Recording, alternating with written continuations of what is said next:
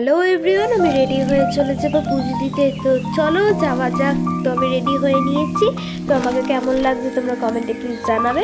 এবং আমি স্টেশনে চলে এসেছি টিকিট কেটে, দাঁড়িয়ে ট্রেনে করে উঠে পড়েছি। আমি চলে যাবো আমি শ্যামনগরের কালীবাড়ি মাকে পুজো দিতে।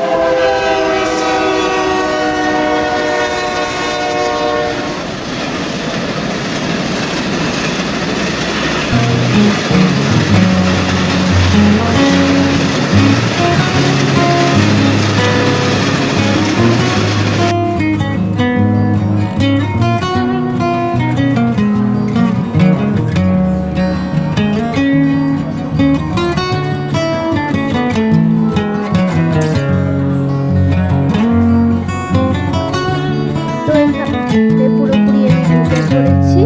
তো চলো যাওয়া যাক। এখান থেকে আমি পুজো দেবো, তাই আমি লাইনটাতে ঢুকে পড়েছি।